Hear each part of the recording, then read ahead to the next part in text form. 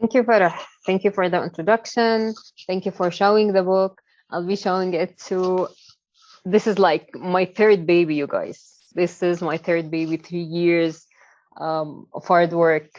It's just sitting here right in front of me and on the shelf right next to Alina Wheeler, which is crazy.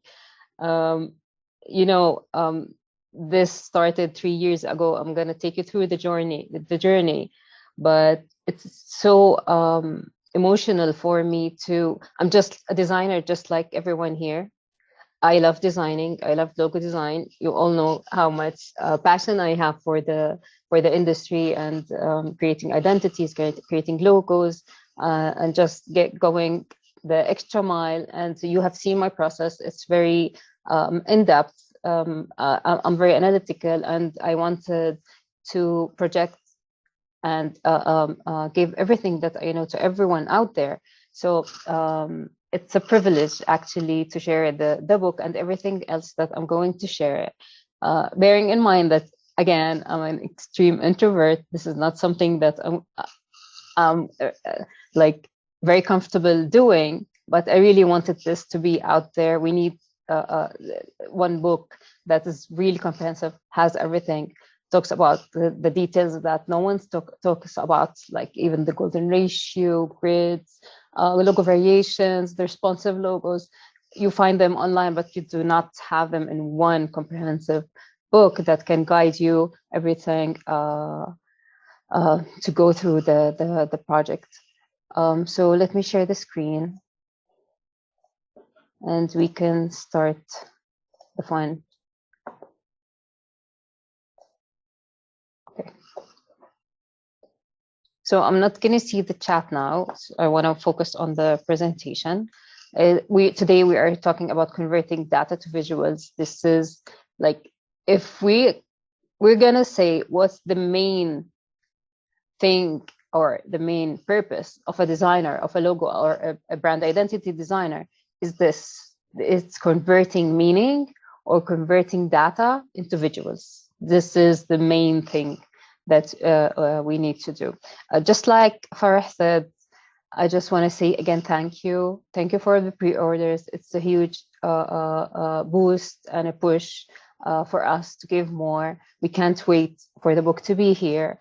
And we want to thank you again for waiting with us, because like I'm dying for it to be here. There was a small delay in the shipping. It's coming from China. You know, the world is not in the best of its shape in the last 2-3 years. So hoping it will be here soon. The minute it's here, I'm going to sign it, and then we're going to ship it to every one of you. So thank you again, and thank you for being here. During the course, if you have any question, you can ask it. Farah can give it to me. And if you have a question related to the topic, which is better because we don't want to like expand into different subjects, we can talk about them later. So I'm going to talk about the book for anyone who's here that is not very familiar with the book or with me. So I'm going to talk about these things. So the book is How to Design a Logo. It's a 4-phase design process. I wanted to simplify everything. It's not like 7 steps, 8 steps, simple language, simple English. Anyone can understand the process. It sticks in your head. And we have canvases, we have process maps, we have like all these tools that will help you go through the process. Even the content roadmap is actually the process. So if you don't want to go through the entire book, I'm going to show you in a bit. You can just go through the content roadmaps step by step, and then you can achieve your projects from client contact to files delivery. So it's a 4-phase design process in 6 steps and 8 sequential chapters, 18 free templates and tools. So I didn't want to just write a book and then tell you, send a brief to your client, and then not tell you what the brief should include, or even give you the actual template that you're going to use. And I'm going to show you that the template that you're going to get. And it's 444 pages of logo love. It includes the process, the practical steps, and the theory. Like the first chapter is all about the theory of branding, design, identity system. colors, color theory, typography, logo execution styles, the principles of logo design, all that.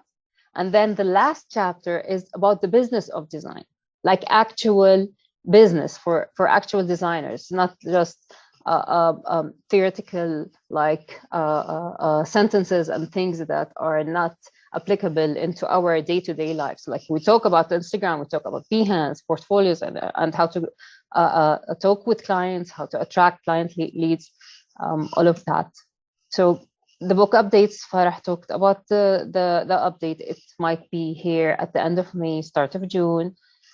Once it's here, the minute it's here, I'm going to the publishers and sign the copies for everyone who has ordered a signed copy, and then it will be shipped for you. We're working on some giveaways to add to the pre-orders, and as well, once the book is here, the discount, the 25% discount on the book will stop, and maybe even sooner. And the price of the book will go back to $56. And then once the book is launched as well, the 18 free tools and templates will be available for download on the book's website. Okay, a little bit about me. I'm not going to talk a lot. I'm just going to tell you that I'm an extremely passionate, strategic brand designer. And this is the title that I want everyone using the book to transform into. Like, stop being just a logo designer, stop being just a logo and identity designer.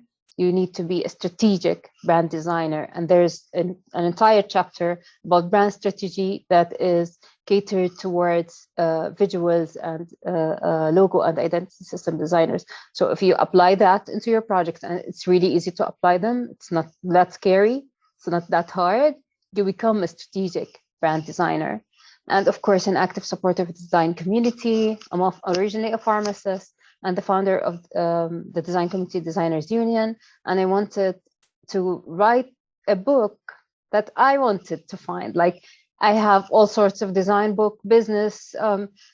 It's about everything that's related to our career, but I couldn't find like one book to include everything. Like, I found amazing information, this one and that one, and then I have to just take snippets from everything.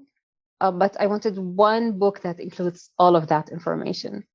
So that was the start.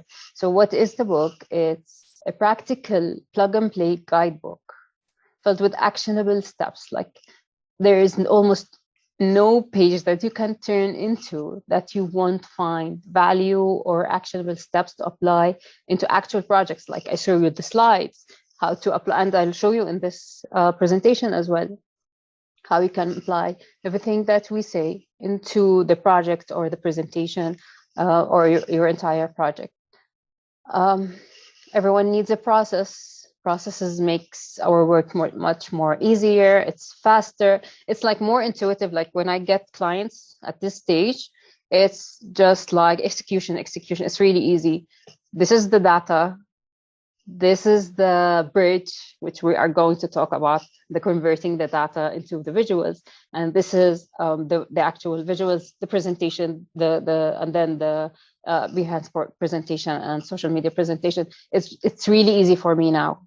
Like, I can do 5, 6, 7 projects in 2 months, in 3 months, and everyone would be at the same caliber. It's just that easy. And I wanted to share that with you. And how to use the book. Like, no one ever can say that my process is the ultimate process out there. That would be really absurd. It's not.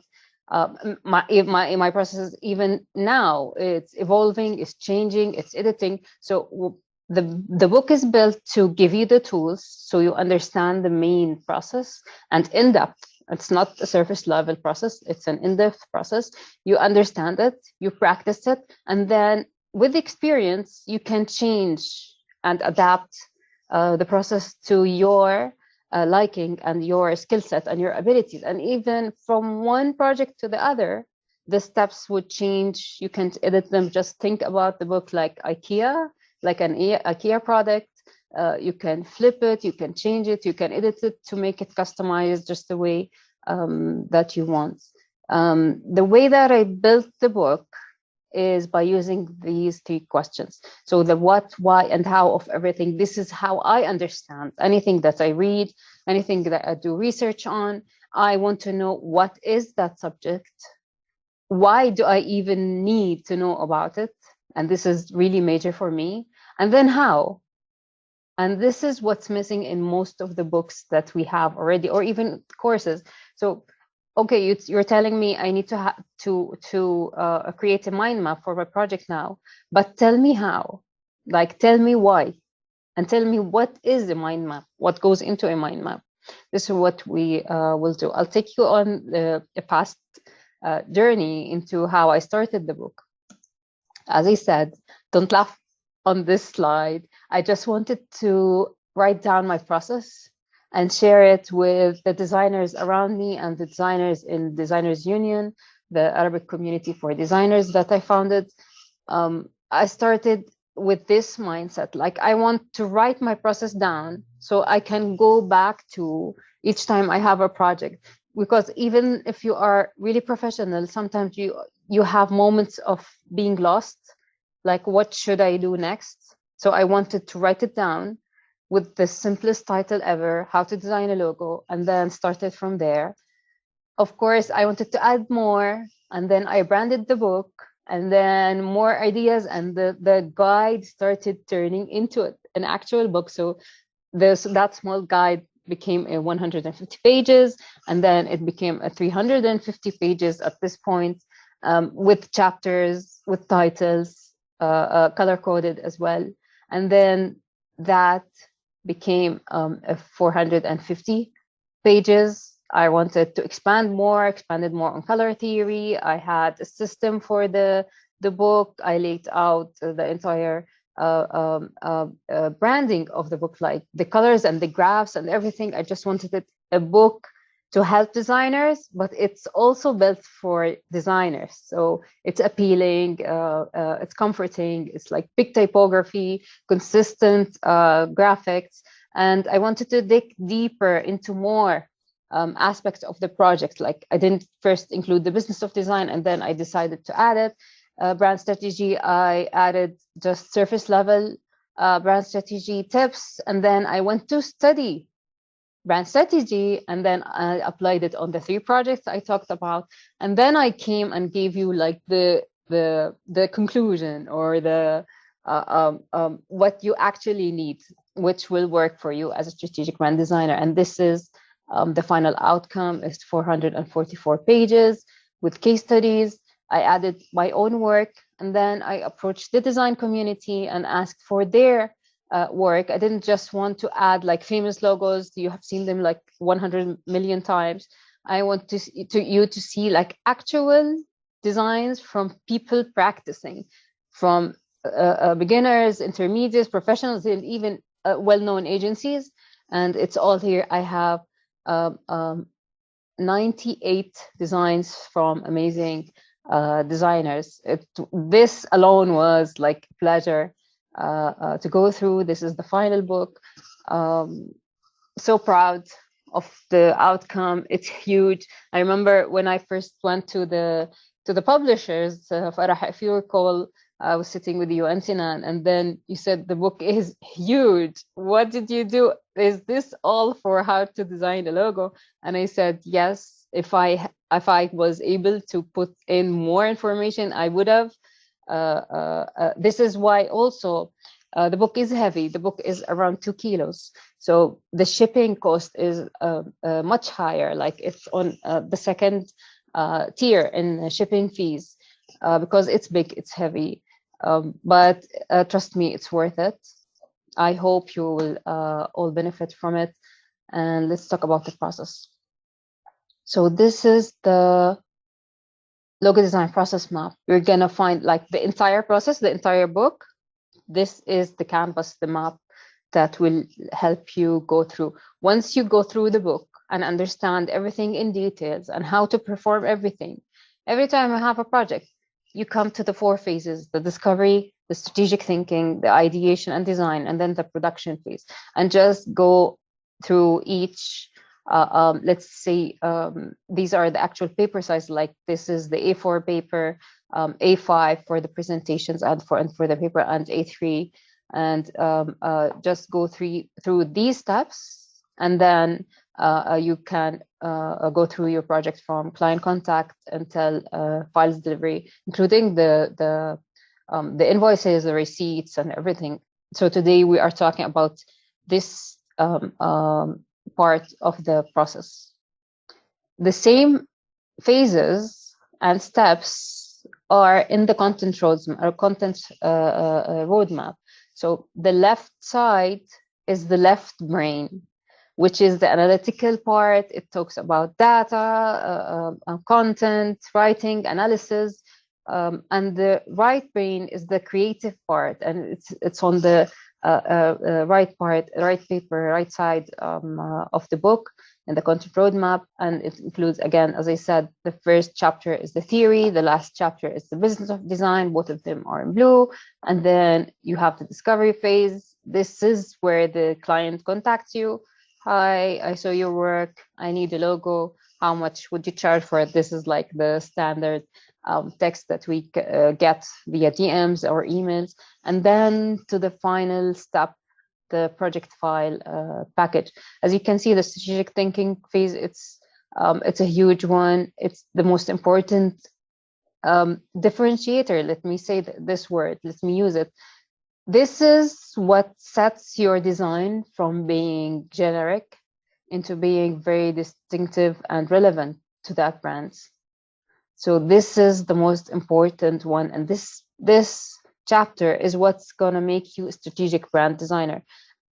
So much thought went to this. I wanted it to cater to designers and not just general brand strategists. We're not going through marketing. It's the visual aspect of branding. And then you jump into the design. But how can we transform all of the data that we gathered here in the creative brand strategy part into the visuals? Like you can see here, we started with the logo concept generation and sketching and the visual identity. So what's missing is this chapter. This chapter is the most important chapter after the creative brand strategy. It's what will convey all of that data into that visuals. So it's the creative direction, just like the name suggests. It's like there's a creative director that's going to give you the information and tell you the direction of the design that you are going to design. So it's made of 5 main steps: brand implementations, mind mapping, mood boards, and the creative direction guide. Once you have this in line, you can create amazing designs easily. Like this is the hardest part. This is the easiest part. We think that it's the other way around. But once you have a concept in mind, once you have one option or 2 options that are set, I understand this is the color direction, this is the typography direction, or the font choices. The concept should include this and that. Then everything else is just execution. Like your thinking is much more minimal at this side than at that side. And when I have a project, like I set almost 14 days, between 12 and 14 days for 1 or 2 logo and identity design options per project. They both take 14 days for me, but I get like, I spend more time working if I have 2 options. But I spend between 4 to 6 days doing this. And then the remaining is like 3 days concepting. And then the rest is just execution. This will make your life easier. And if you can see these marks, these are the downloadable resources that you're going to get from the website, like the color harmony sheet. Just take the pick dropper and pick the colors, use them. It's really explained easily. And then the discovery brief, everything else that you need, even a brand guideline, everything that you would need in your project. So let's talk about the bridge. So the bridge is, as we said, the creative direction process. Before I dig into the creative direction, I want to read the chat. Just make that you are with me.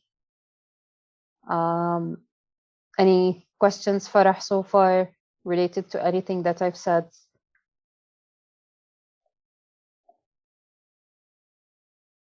If you're late, I'm just still talking about the book. I'm just going to start talking about the creative direction phase and dig into the mind mapping.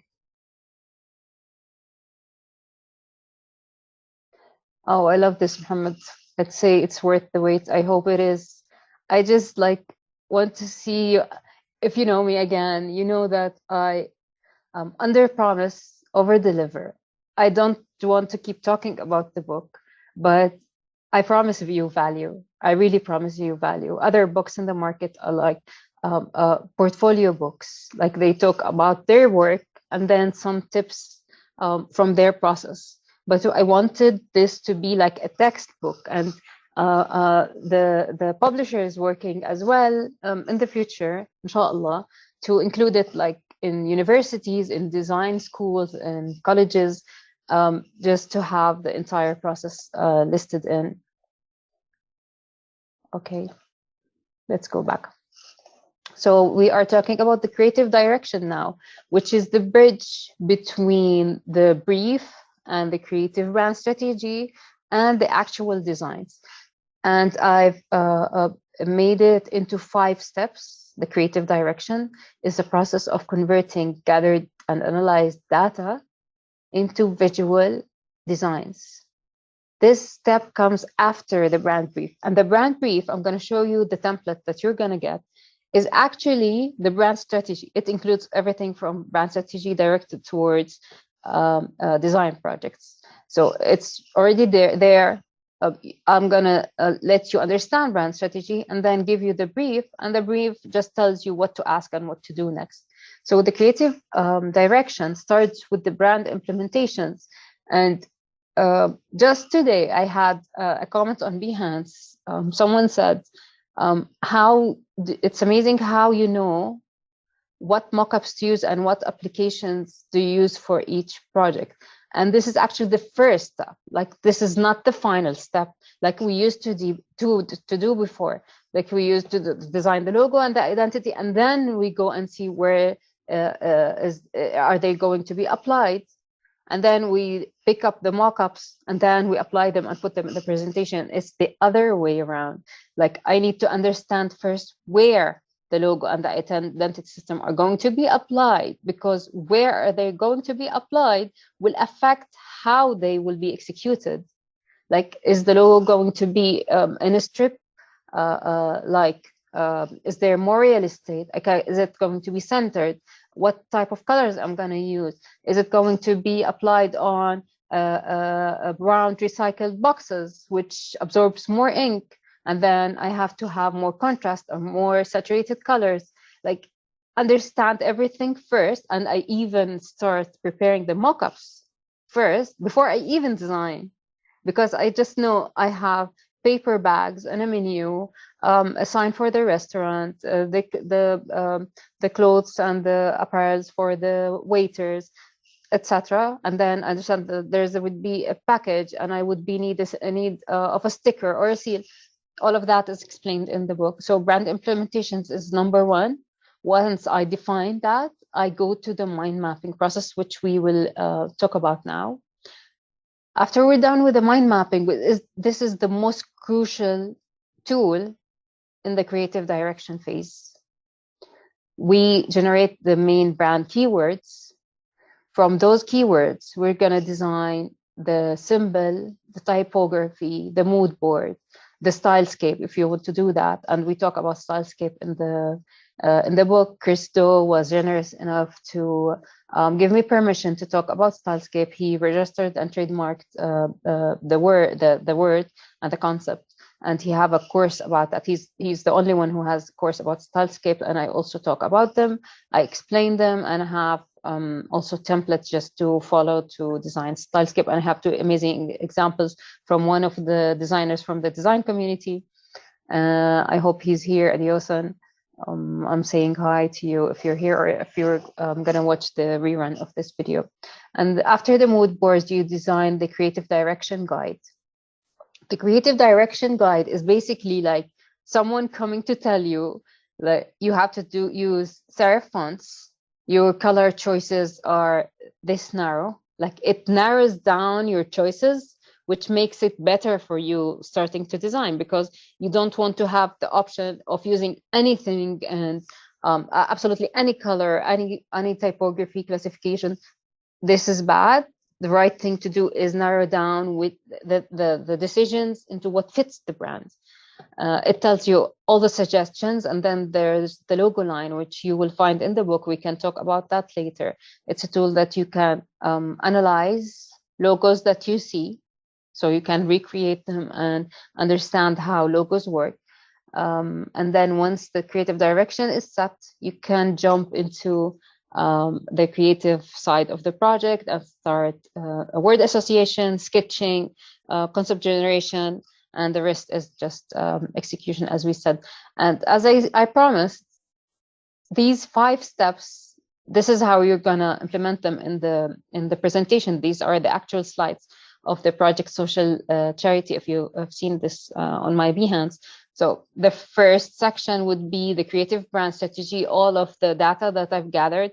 It's the first section. And then the second section in the presentation is the creative direction. These 6 slides, including the 5 steps, the brand implementations. I like to add icons just to make it more visual, the mind mapping that I create for the project, and then the extracted keywords, the mood board, and then the creative direction guide. In some of my projects, I do not include the direction guide. I keep it to myself. I just have it on a paper next to me or digitally, and then based on it, I design. Most of the times, it's one direction guide. Sometimes I create 2 direction guides for each option, if that is needed. If like I need to have one direction that is very different than the other, but they both work for the brand, I have 2 direction guides. So yeah, before we continue into the mind mapping, I want to check. Yes, the book talks about full brand identity. I talk about patterns, how to create them, what type of patterns out there, and each type has case studies to check. Textures, materials, imagery, photography styles, icon sets, like everything that you need to be included in the identity system.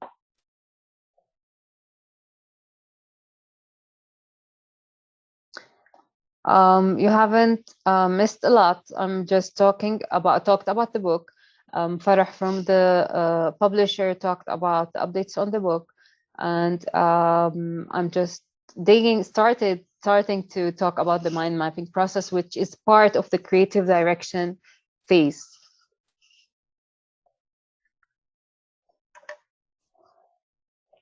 Okay, let's continue.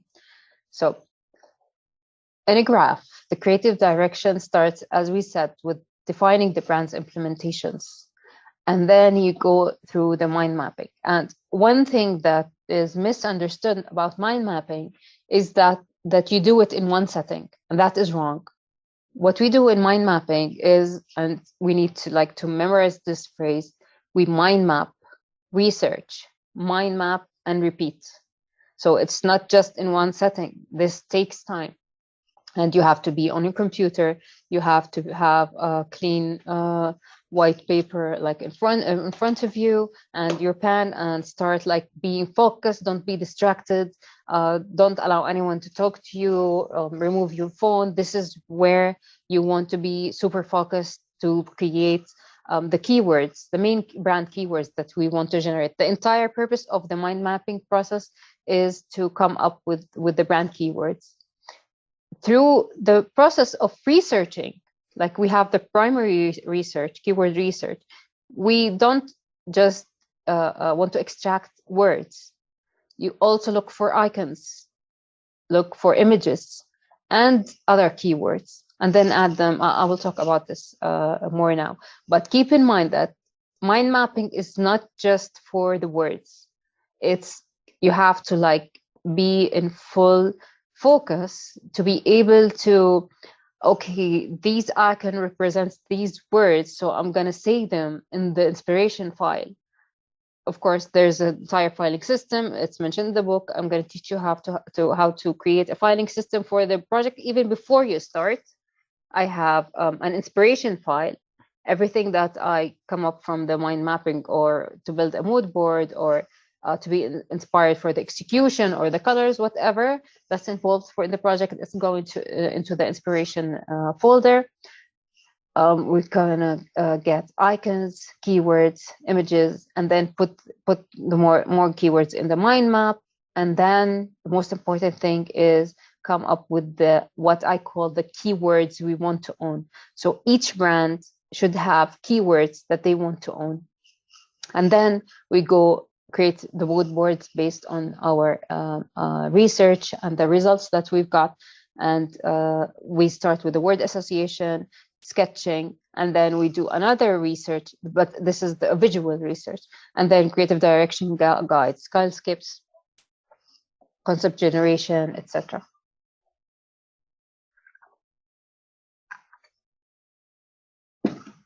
Okay, are you with me?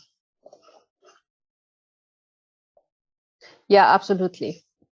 Colors, icon, fonts, everything, like all of the inspiration that you need, even patterns and everything else. The mind map will expand. It's like a brainstorming session. It will expand your creativity, your memory. It will refresh your memory. It will link words with icons and graphics, and you can use them. Like if you can skip any step in the logo design process, mind mapping is definitely not a step to skip at all. Okay, converting data to visuals, we're talking about mind maps. So what's the definition of a mind map? It's a critical thinking tool used to generate keywords, symbols, images that would best describe a brand. So keeping in mind that through the entire research that we're writing down on our mind map, the brand and the research and the brand strategy that we have done is in our mind, or even in front of you. You have the brief in front of you. So everything you see, is it relevant to that brand? It's added. If it's not relevant, you can discard it. So this is how we start to be more distinctive and relevant to the brand we are designing for.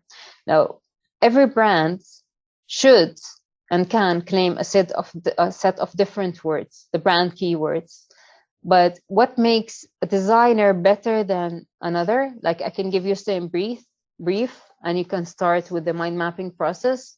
But what makes you better than the other is what keywords would you pick, and how deep into the mind mapping process are you digging, and how much of the brand strategy are you incorporating into your mind mapping process. And this is the difference between the standard mind map and the HDL mind mapping canvas that I will be talking about. The concept of mind mapping is really easy.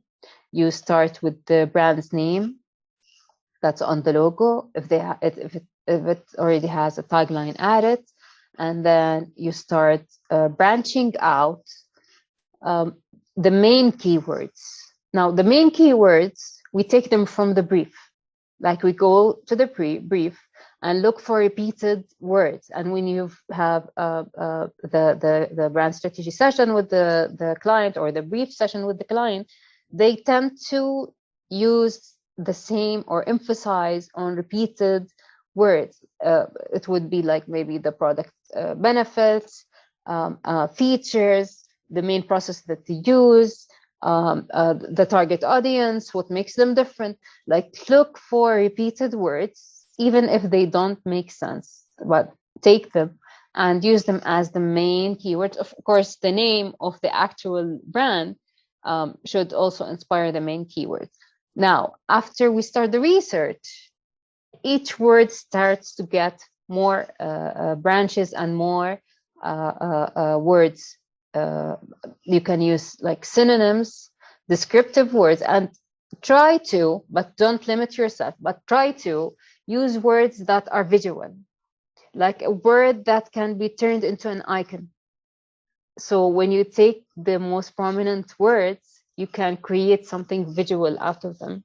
But don't be afraid of adding other words like adjectives. And I will show you now that we add feelings as well, and the impact of the brand or the products on the target audience. Like these elements is what's going to be your design's unique, not just generic. And as I said, mind map, then research. Mind map, the first mind map is take the most prominent words, the repeated words from the brief, add them in, and then do some research and take what you have come up and add them to your mind map, and then go and research again. The research could be from the same industry or relevant industries. Like if we're talking about watches, a watch brand, you can go look into maybe yachts, because it's on the same, or diamonds if it's a luxurious brand. So don't limit yourself only to the same industry. Look into other industries. Look into icons. I sometimes open Shutterstock, which is the easiest website to find icons, or other icon-based websites, and I research the words that I get, each keyword. I research it and what icons would best represent that word, and I take them and I sketch them and I add them to the mind map. The ultimate thing that you want to do, I'll show you how, is once the entire keywords are listed, we want to pick the keywords we want to own. And by we, I mean the brand you're working on. So every brand should own a set of keywords. I call them the keywords we want to own. It's your responsibility to get them, because these keywords are not just going to be translated into designs. They can be translated into other aspects of the brand and decisions. I'll show you an example. And the final step, once we have the keywords we want to own, is the word association step. So we take these words and we start like matching these words. If I want to use a crown and a pencil, or a crown and a pencil and a carrot, or so you start creating designs or concepts basing on matching these keywords. And this is what I just said. To create distinctive design concepts, this is what's gonna make your design so much far from being generic that it fits any brand from the same category into fitting that specific brand. And what's beautiful about this, it's sometimes like, my favorite example is Evernote. If you're familiar with the brand Evernote, so their logo is not a sticker or what do you call them, like the yellow, I forgot the name. They work with paper, a sticky note. It's not a sticky note, it's an elephant. It's the association that elephants have long-term memories. And this is why it's the symbol of the brand. And the execution, the tip of the elephant is a flipped paper. So that's an indication for the sticky note. So this is how you create distinctive designs. Because the world is filled with designs, it's very probable that you might be copying or designing something that's already there. This is your chance to design something different. Look deep into the brand, its attributes, how things are made, what makes that brand different, what's the key differentiator, and come up with the keywords we want to own. So let's talk about the types of mind maps. Let me just check the chat real quick.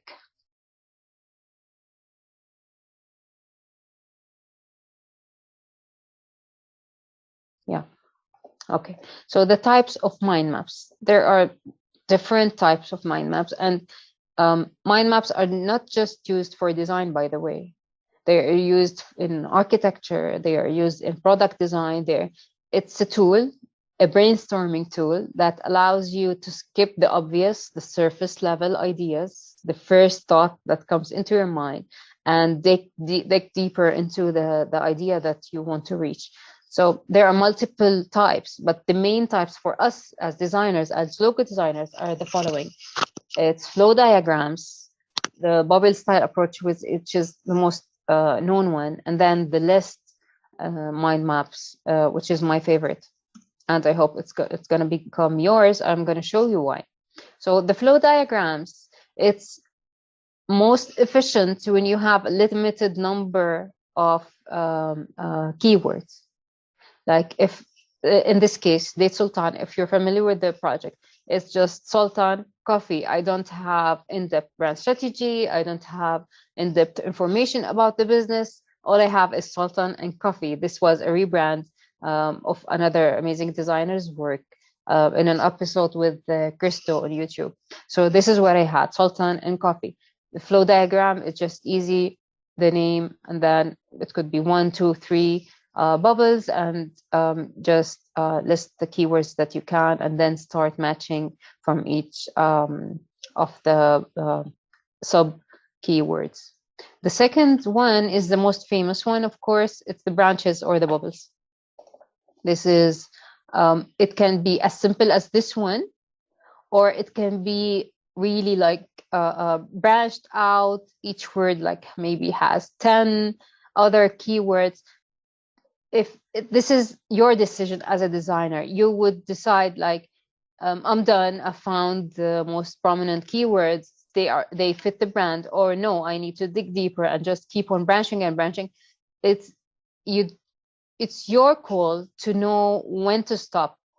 But most of the time, put as many keywords as possible, as many words that you find when you research, when you look into other logos. Like when I research shop or house, I might find other inspiration that leads me into another direction, from a logo, from an article, from a visual, from a poster, whatever the inspiration is. It might lead me to understand like a house can be, one of the words can be a kangaroo, because a kangaroo holds its baby inside a pocket. So it's a symbol, a reflection of a house or a cozy place. So just keep an open mind and just keep expanding. No matter the word, how silly the word might be, just add it in. And sometimes I add icons next to each word, sometimes I don't.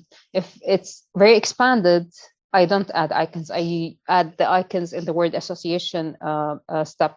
But if it's like narrowed and I already have a visualization of what I want to do, I just add simple icons to just make it easier for me to link the words with the results. And this project I did many years ago, one of my favorite, Dukkan Media. Dukkan means shop, and media, this is a media company. I designed 2 options for them. This was the mind map, use the icon. I realized they have brand architecture, multiple services that they presented. So after I designed the letter D with the shop and the brand character and personality elements with the pattern, I decided to use other icons in the brand architecture. And you can see like the speaker, the play button, the images and everything. And they went as a dynamic logo system inside the Dukkan or inside the shop door. And the list mind maps. And this is the most efficient way of designing my mind maps. And I hope everyone start using using them this way. This is much easier, much more organized, and easier to apply to the mind mapping canvas that we're going to show and use.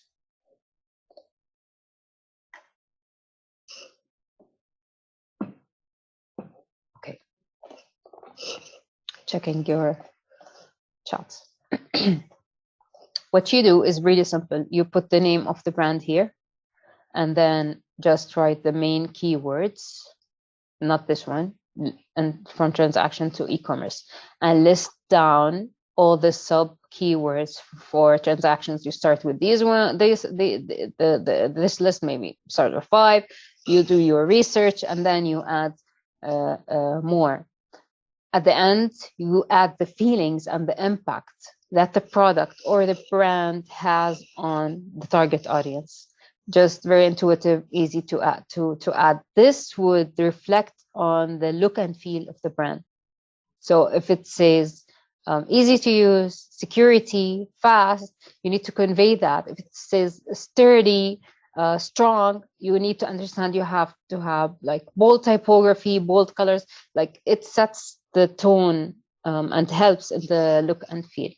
Once you have the words listed, you just make the most prominent words in bold. And that's it. You take these words and then you start with the word association step and start matching with arrows, check mark, and a tab. Click, send, and fast. Just start matching and see what visuals comes up in the process of creative thinking and concept creation. So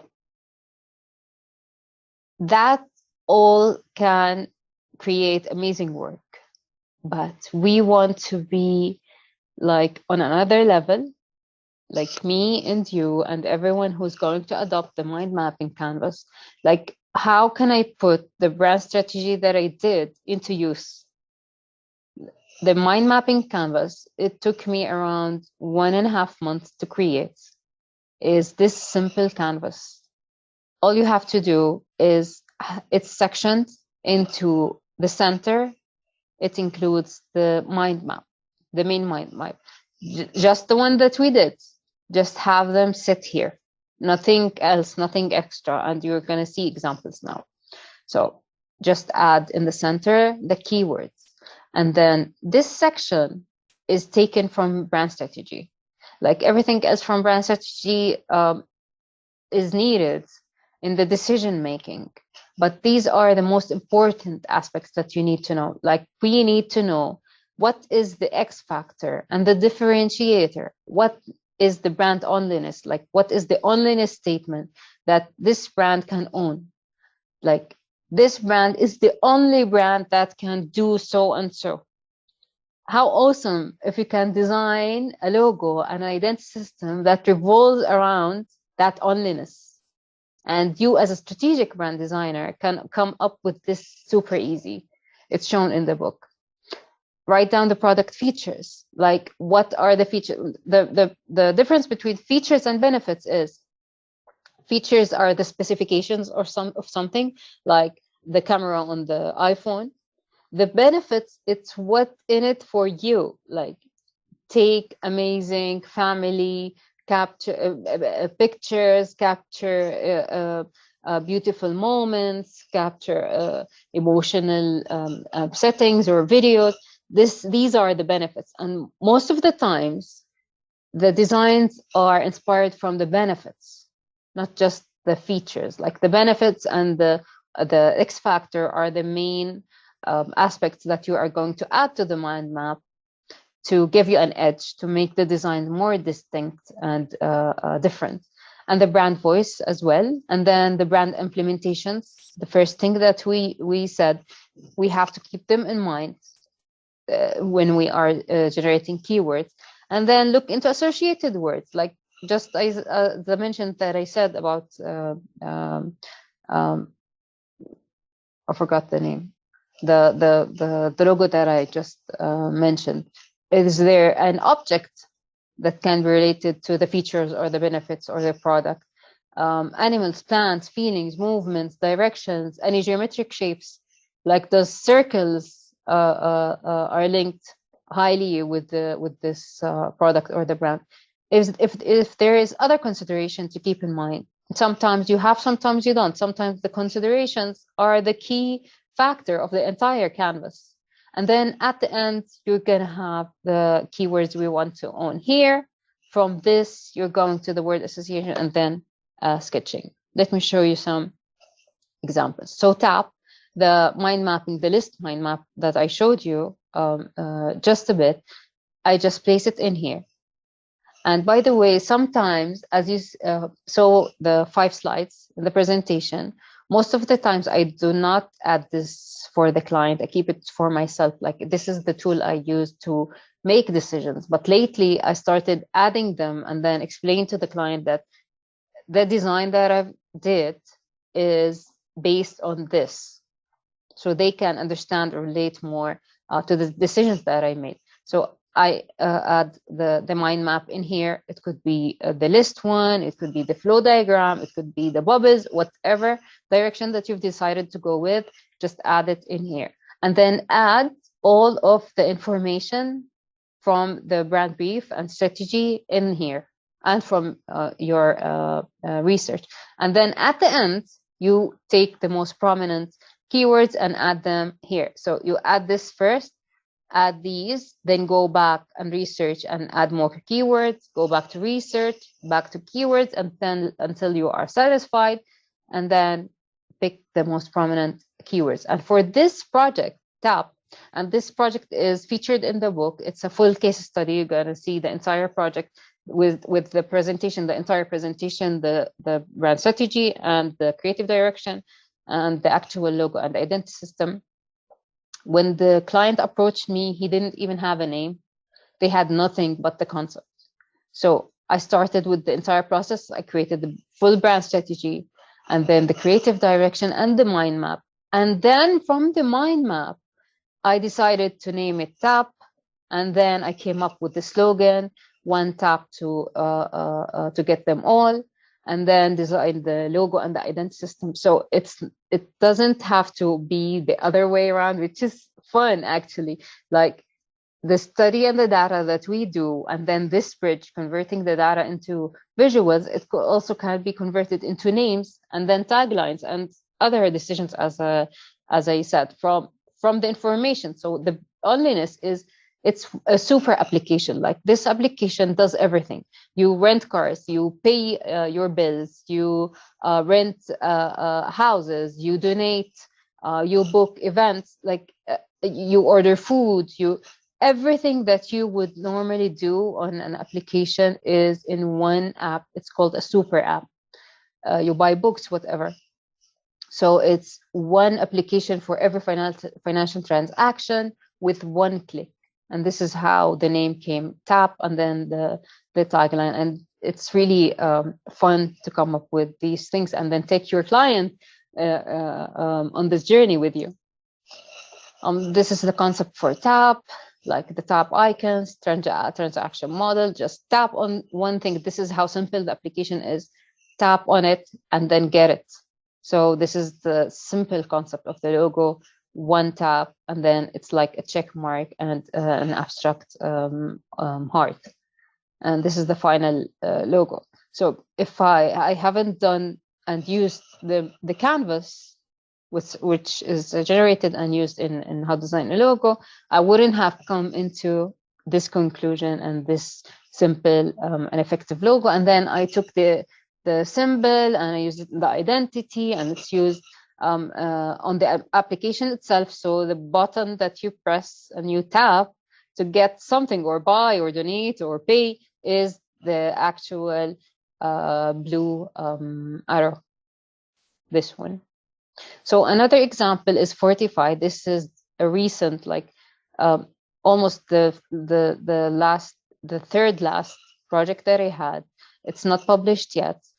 But I wanted to show you how I came up with the logo using the canvas, the mind mapping canvas. So Fortify is a cybersecurity services a company based in Qatar. It's 3 young men who wanted, they are amazing, they are ethical hackers. They help company maintain and sustain their cybersecurity. So for Fortify, if I went through the usual and standard mind map, and if I didn't dig deep using the canvas, most of the time the results would be one of these. Like these are from Shutterstock and Google and Yahoo and whatever. The generic direction. This is most of, or another interpretation of one of these.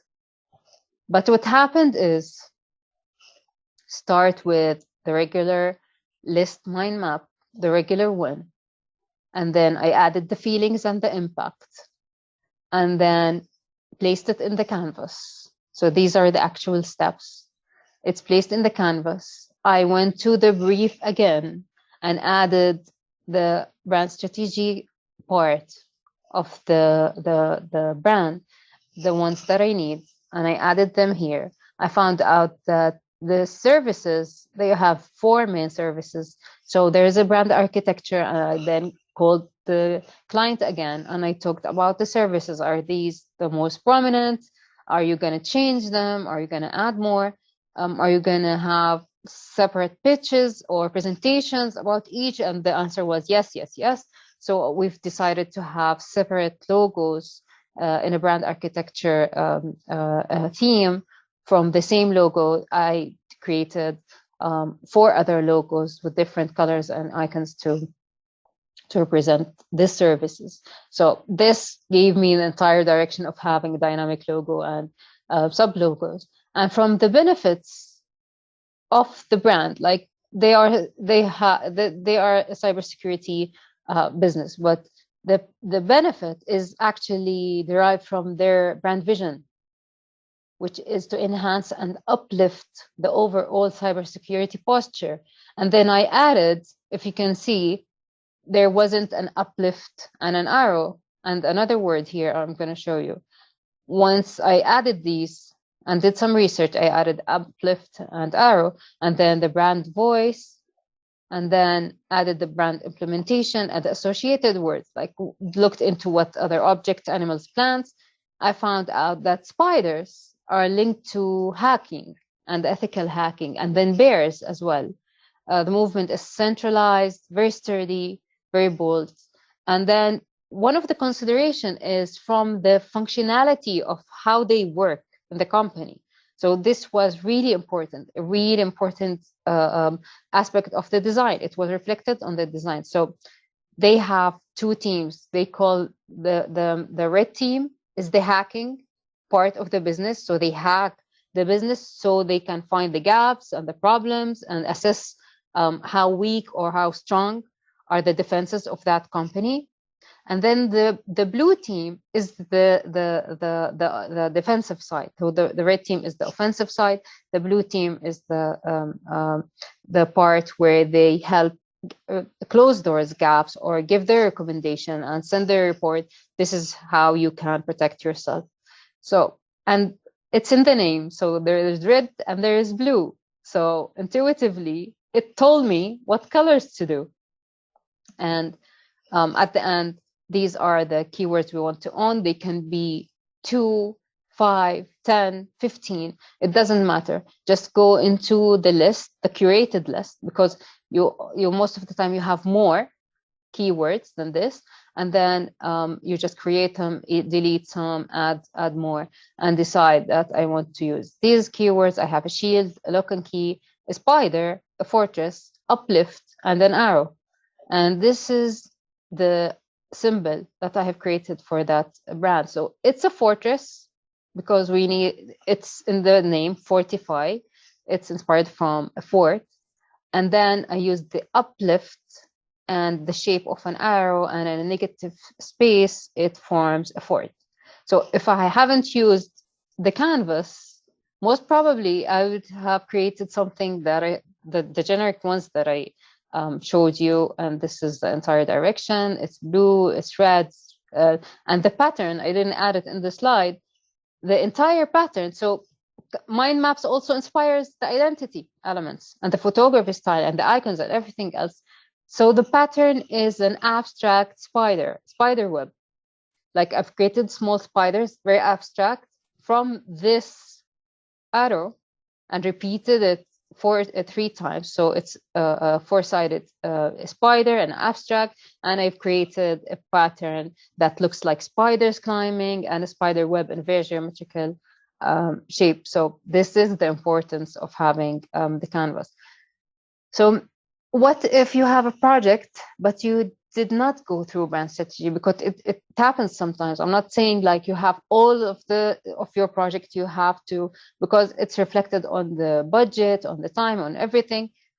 Sometimes you have projects that does not include brand strategy, just a simple brief, use the same canvas, just omit the brand strategy side of the canvas, add everything, keywords, and then use the word association technique. Very simple. I just list the keywords, and then I decide I'm going to use the bubble speech enhancer encoding and just design a bunch of sketches.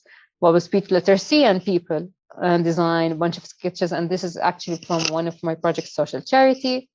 And you can see the final design on my Behance. We are done. Farah, we can start taking questions. I just want to go through the entire process really quick. Just a bonus for everyone. So we start with the discovery brief. Once the client call you, I send them discovery brief, or I sit with them. I just take initial information about the business, about them. And then based on that, I write the proposal. The proposal includes the fees and the timeline needed, how many options, and includes the actual contract. I sign it at the end, they sign it at the end, how they can transfer the money, in what percentages, and etc. And then once it's approved, I sit with them, I have a meeting. It's usually between 1 hour and 2 hours, either one-on-one or via Zoom. And we go through the brand brief, which is include the entire brand strategy definers, and then decide on the brand implementations, mind mapping, keyword generation, the research, create the mood board, the guide, and then sketch and vectorize and do everything. As I said, this is the canvas. It's an amazing tool. I hope that I have explained it. It's really easy to use. Once you do it once, it's really easy to apply on all of your projects. And we will send you the actual template that you can use. This is it. It's an Illustrator, and as a PDF. You can print it, use it on an A4 paper or an A3 paper, whatever makes comfort, or even digitally. Most of the time I use it digitally. And this is the brand brief. This is what I use for all of my projects. Includes everything in the brand strategy. It's really easy to use, and it's sectioned into the what, the who, the why, and the how. Just ask the questions and write down the answers of the client. You're going to come up with the vision, the mission, the values, the purpose, the target audience, the competitors, the brand personality, the character, the ideal user personas. Everything is in here in these few slides. So you're going to have this one as well. And then not now, we're going to have it with the book, but now we're going to get the mind map and canvas and the discovery brief. This one, this is what I use when a client starts to approach me, like, I want you to design me, what's your price? I tell them, let's fill this up, and then I'll write the proposal. So yeah, and then create a mood board, the creative direction, the word map, the word association, and then this is something else that I use. I have been using this for over maybe 4 or 5 years. The concept generator. I take all of these sketches, place them here. It's explained in details in the book. Add the direction, the color inspiration, the font inspiration, start the concept generation, finalize, identity, move to the presentation. It's that simple. So hope you found this useful. The book is filled with stuffs the same as this canvas, like the colors, the golden ratio. I have designed as well 2 templates for the golden ratio that you can apply on your next logo, the discovery, the brief, brand guidelines, invoices, receipts, and the brand ID card. Everything, you'll have the process, the steps, the theory, as I said, the tools and templates, and you have QR codes to find them on the website and download them whenever you want. They are free to use.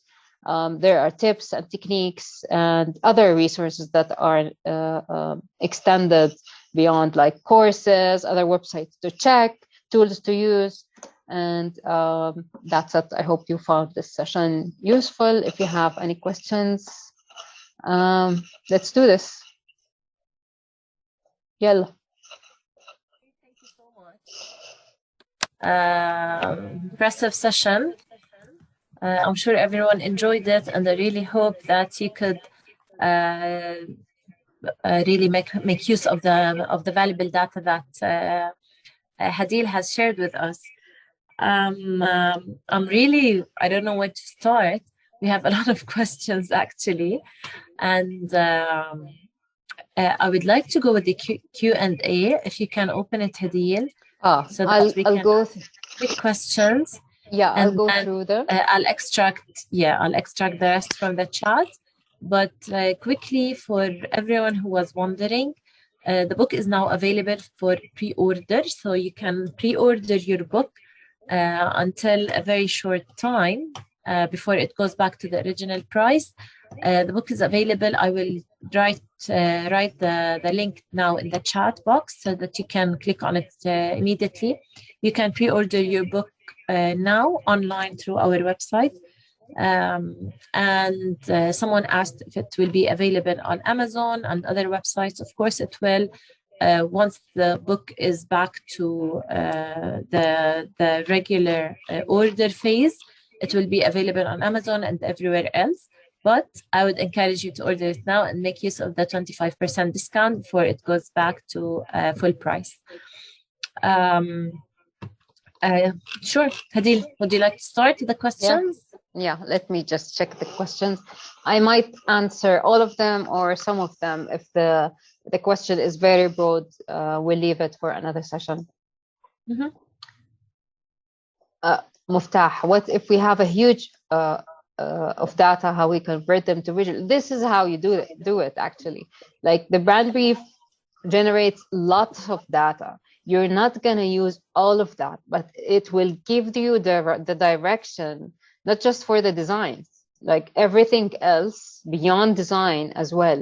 But for us designers, these are the tools that you're going to use. Like we have extracted everything in the canvas and then in other tools as well. And this is how you take just that. I'm telling you everything. I give you all the tools. It's in the book. It's easy to follow, but you need to have all of the information, not just for you to convert them into visuals, but for the brand to define itself. Like the owner can now say the purpose of the brand is 1, 2, 3, and our vision and mission is this and that. And that is like it's two-way win for the visuals and for the brands. I would love we have lots of questions regarding the mind mapping. I think some are confused of what is the difference between the mind mapping and other things. We have several questions regarding the mind map. And maybe we can take them first. Let me check where are the questions are. They are in the Q&A, right? Yeah. Some are a bit confused between the mind map and the mood board.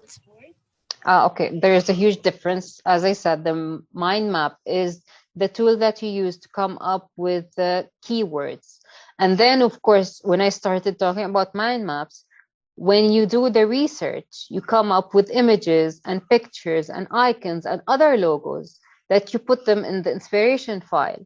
Once you understand the direction that you want to design, you go back to the inspirational file and put them in one slide and create the mood board. So the mood board is just one slide that would give you, and most of the times for the client, because you already would know what to do, but for the client, just to let them understand that we're going to get inspired from these images and this logo and this icon and this color palette, just to give the direction for the remaining of the presentation. So the mood board is a result of the mind map. You can have a project, go through a project without a mood board, but you cannot design anything without a mind map.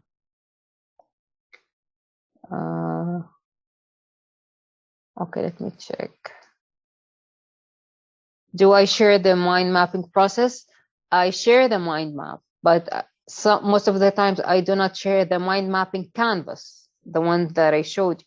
But recently, in the last maybe 5 projects. I started adding them, and then when I present to my client, I take them through the mind map. So I show them how I thought, and then this is what the icons or the symbols that I wanted to use and that fits your brand and make the design unique, and then show them the design. So it's your call. You can show only the mind map, or you can show the entire canvas. Okay, mind map, mood board. Deciding on the fees is another subject that we can talk about, but if I can say one tip is set the minimum. Like if you're starting out, your minimum is $250. You will never go under that number. If you can't charge more, take that. And then once you find more clients are taking like 300 or 400, you set a new target like $500, and you never go under 500, and so on. This is how you raise your fees. But most of the time I say 250, 750, 1000, 1500, and then if you can go to 3000, 5000, and beyond. What's the most font that's used in the book? It's one font family, it's Geominist, but it has so many weights.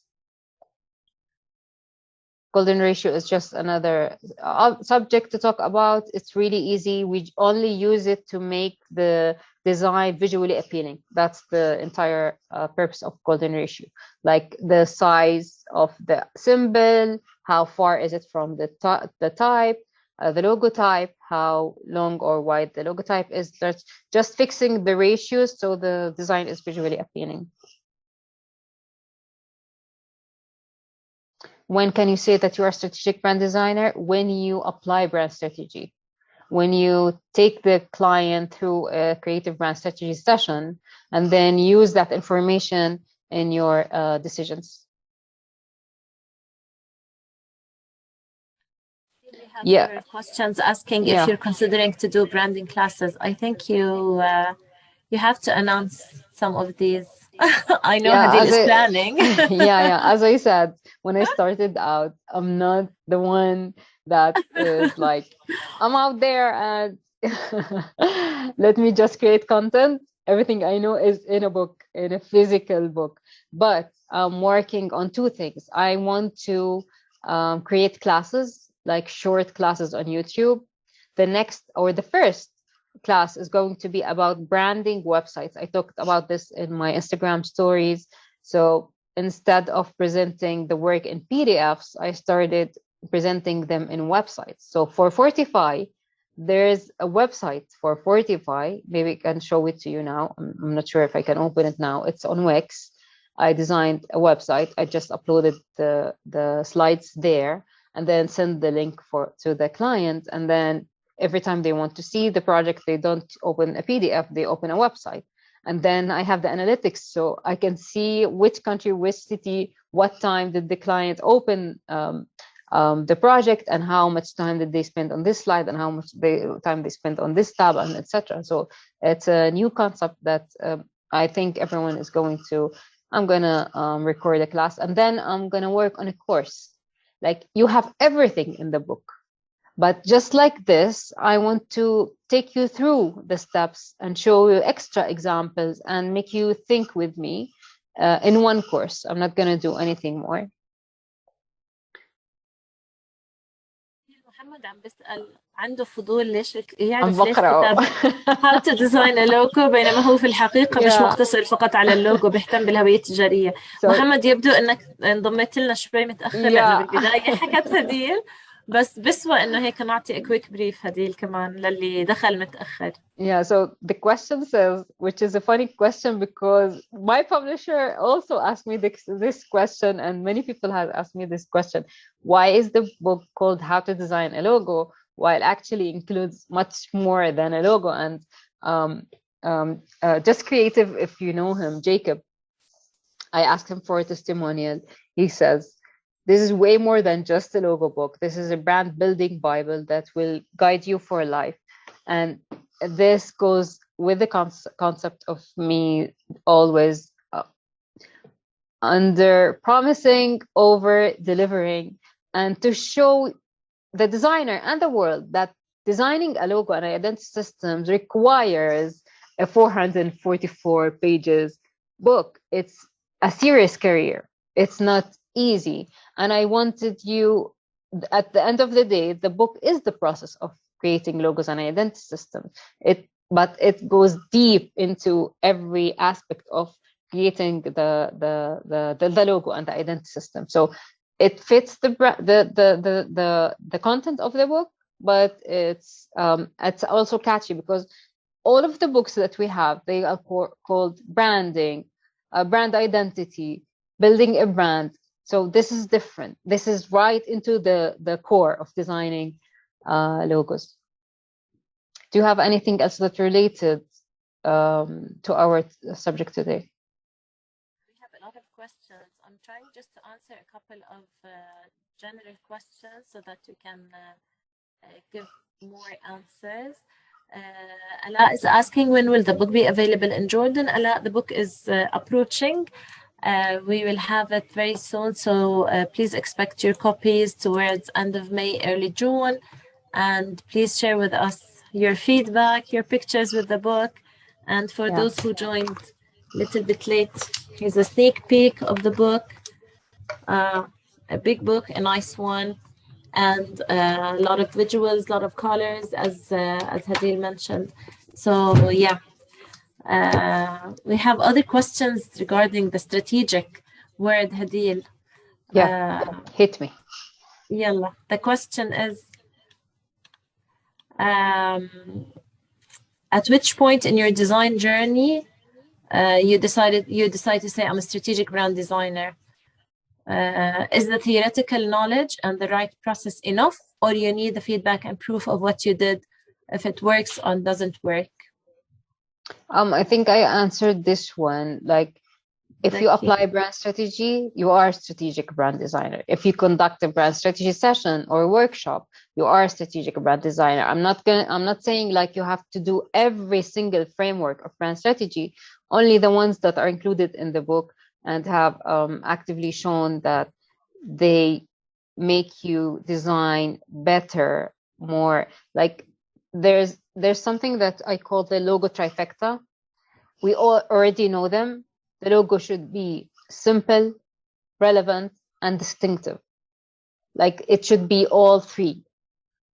How can I design a distinctive, something that is different, that is not designed before, that is different from the competitors of that brand? How can I design something that is relevant and that fits that brand? Like, it doesn't fit another brand. It fits only this brand. It's not that generic. You need to go through brand strategy or creative brand strategy. So I call the part that we use from brand strategy creative brand strategy. And in the book, I tell you what goes into a full brand strategy, and then what we use as strategic brand designers, and the difference between a brand strategist and a creative brand designer and a logo designer. So it's all in the book.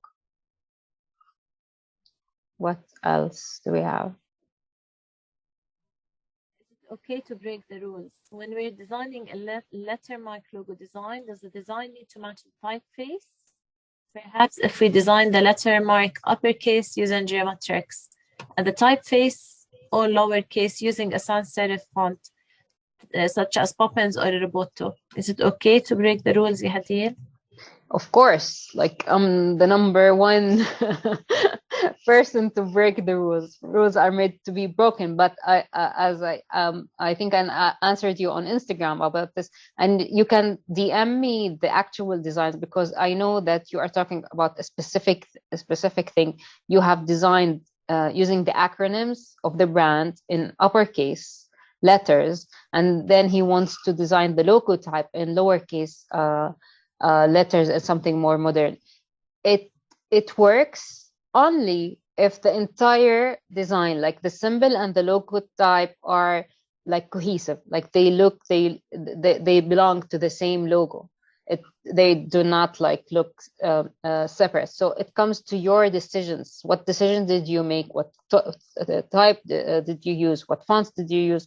How the execution? How far? How near? So DM me the design. I will help you. Hadid, we have 3 minutes left and Yeah. lots of questions. They can came across- DM me. Exactly. I came across this question. Maybe we can take one more question, and then you can always send your questions directly to Hadil. Let's collect all of these questions, and then maybe, as we mentioned, probably have another session answering all of your questions. And I also have a couple of participants raising hands. I'm so sorry, we cannot take all the questions, but let's take this one. Atam is asking, how do we, they need hints on how to protect the copyright of their logos, especially in the Arab world. Yeah. So there is no rule because it's different from one case scenario to the other. It's different from one country to the other. Even copyright lawyers can't give you one definite answer. And this is not your it's not in your scope of work as a designer. It's the clients, and you should make this like. All you have to do is make sure that you did not steal the design, you did not copy the design from someone else, and then it's on him to find a copyright lawyer and then give him the designs and go through the entire process, because it's a process and it's different from one country to another, and they will decide, and it takes lots of time. Like maybe in the US it takes 4 months, in Jordan it takes like 6 months. They might come back and say there's an infringement, it looks like something already there, and then the client would come back to you and you have to make some changes or design something entirely new, which doesn't mean that you did something wrong, but there's something that looks like it. But generally speaking, it's not feasible or easy to trademark something. Only the big brands, the ones that they have strong brand image and equity and value, they are the ones who register their mark. But trademarking is easy for anyone who is registered officially in the government. They can take the trademark. The registered part is the hardest thing. So it's not your problem, it's the client's problem. Does the book feature how to create a brand manual guide? Yes. There's a section about brand guidelines. I give you the template that you can use, and I show you an actual example in the book of a case study that I have, and it's very extensive. Like I give you the entire thing, and you can omit whatever you think doesn't work for you. Choosing colors is an entire subject. Choosing fonts is an entire subject. It's all derived from brand strategy and the creative brand strategy and the direction, creative direction part. So you have to go through the entire process. They're asking if you have, if the book mentions the difference between company branding and personal branding. So I did not talk about that in depth, but I get this question a lot, and my answer is you go through personal branding the same way you go for corporate branding. It's the same process, the same steps.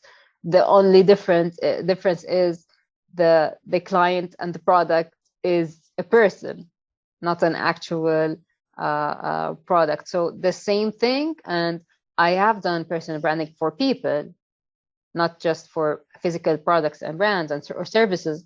And this is the same. We have brand strategy. We set their purpose as people, as an individual, their values, their vision, the mission, and then who are you talking to, or even you as a person, who are your target audience, how you want to speak with them, what's your voice, their attitude, your tone of voice.